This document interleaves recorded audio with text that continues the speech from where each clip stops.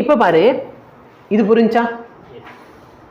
Radiation புரியுதா? என்ன நடக்குதுன்னு புரியுதா? ஒரு சார்ஜ் இருக்கு. இந்த சார்ஜை எதிர்த்து நான் ஏதோ ஒர்க் பண்ணி என்ன பண்ண போறேன்?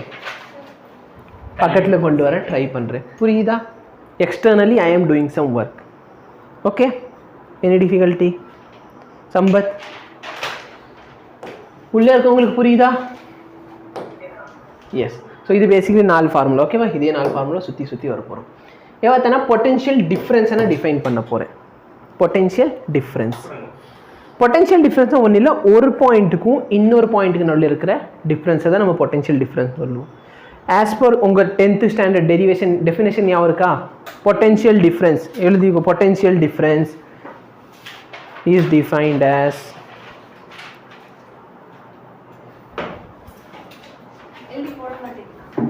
ஸோ நோட்ஸை உனக்கு கொடுத்துக்கிட்டு இருக்கேன்ல, அப்போ நீங்கள் என்னடா பண்ணீங்க? Electric potential is defined as work done to move a unit positive charge from one point to another. Another. Work done to move unit charge. Point charge. Unit charge இல்லை, யூனிட் பாயிண்ட் சார்ஜ்னு கூட வச்சுக்கோங்க, இஷ்டம். Unit charge சரியா? From one point to another. To move a unit point from one point to another. To another. சரியா? அப்போ நல்லா பாரு, என்கிட்ட ஏதோ ஒரு பாயிண்ட் இருக்கு. Let me say this point as some R. As per உங்கள் புக்கு. இங்கேருந்து நான் எங்கே போக போகிறேன்? பின்னு சொல்லி ஒரு பாயிண்ட்டுக்கு போக போகிறேன். உங்கள் புக்கில் ஆர்லேருந்து பிக்கு வந்திருக்காங்க. சரியா? அப்போ இந்த பாயிண்ட்டோட எனர்ஜி எவ்வளோ தெரியுமா? இந்த பாயிண்டில் எனர்ஜி எவ்வளோ இருக்கும்? K Q1 Q2. சப்போஸ் இந்த டிஸ்டன்ஸ் வந்து சம் R2னா இது R2. இங்கே வரேன்னா K Q1 Q2 by R1.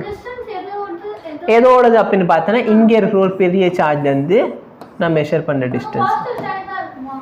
S, negative சார்ஜ்னா இதே நீ நெகட்டிவாக எடுத்துக்கோ.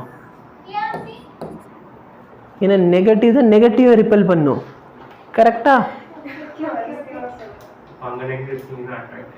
அப்போ நல்லா பாரு, அப்போ ஆட்டோமேட்டிக்லி இந்த இடத்துல உனக்கு மைனஸ் வந்துருமா ஃபார்முலாவில்? Because why work is done by the field, by the system. இந்த இடத்துல பேசிக்கலி சார்ஜ் பண்ணுமா?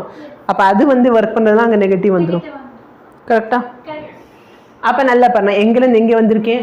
ஆர்லேருந்து பிக்கு வந்திருக்கேன். அப்போ நான் ஒர்க் பண்ணியிருப்பேனா? எவ்வளோ ஒர்க் பண்ணியிருப்பேன்? Final energy minus initial energy. கரெக்டா இல்லையா? அப்போ இது வந்து யூ அட் பி, இது பார்த்தோன்னா U at R. No, U வந்து பொட்டன்ஷியல் டிஃபரன்ஸ். இப்போ இந்த ரெண்டு point V the potential difference, U energy, U சொல்லிட்டேன், சாரி, U வந்து எனர்ஜி, பொட்டன்ஷியல் எனர்ஜி. இப்போ நல்லா பண்ண இங்கிருந்து நீங்கள் மூவ் பண்ணியிருக்கேன்னு ஏதோ ஒர்க் பண்ணியிருப்பேன்னா அந்த ஒர்க் டன் எதுக்கு ஈக்குவலாக இருக்கும்? அப்போ பொட்டன்ஷியல் டிஃப்ரென்ஸ் அந்த ரெண்டு பாயிண்ட்டுக்கு நடுவில் இருக்குது. எனக்கு பொட்டன்ஷியல் டிஃப்ரென்ஸ் வேணும்னா work done to move a unit charge. எந்த சார்ஜ் நான் மூவ் பண்ணேன்? இங்கே இருக்கிற Q2வை மூவ் பண்ணிட்டு வந்தேன்னா இங்கே இருக்கிற Q2வை. கரெக்டா? அப்போ பொட்டன்ஷியல் டிஃப்ரென்ஸ் பேசிக்கலி என்ன ஆக போகுது அப்படின்னு பார்த்தோன்னா அந்த ரெண்டுத்தில் இருக்க சார்ஜ் ஒன்று கேன்சல் ஆயிருமா? அப்போ என்ன எழுத போகிறேன்? கே கே பேசிக்கலி ஒரு சார்ஜ் இருக்கிற KQ டிவைடட் பை R. ரெண்டு டிஸ்டன்ஸ் இருக்க போகுது R1 1 by R2. Again suppose அந்த ஆர் சார்ஜ் வந்து இன்ஃபினிட்டியில் இருக்கிற இந்த இடத்துல இந்த டேர்ம் என்ன ஆயிரும்? இன்ஃபினிட்டியில் 0. அப்போ பொட்டென்ஷியல் அட் பாயிண்ட் வேணும்னு சொன்னால் KQ by R. இது வந்து பொட்டென்ஷியல் அட் எனி பாயிண்ட். சரி, ரொம்ப சிம்பிள். இங்கே இருக்கிற பொட்டென்ஷியல் எவ்வளோ இருக்கும்? KQ by R1. இங்கே இருக்க பொட்டென்ஷியல் எவ்வளோ? KQ by R2. அப்போ அந்த பொட்டென்ஷியல் டிஃப்ரென்ஸ் கேட்டாங்க, ரெண்டுத்தையும் சப்ராக்ட் பண்ணிக்கலாமா? கரெக்டாக இல்லையா? at any point அந்த பாயிண்ட் எவ்வளோ தூரத்தில் இருக்குது அதை வச்சு நீ பார்க்க போகிற. அப்போ இதுதான் ஃபார்முலா. KQ/R. புரியுதா? BP minus VR.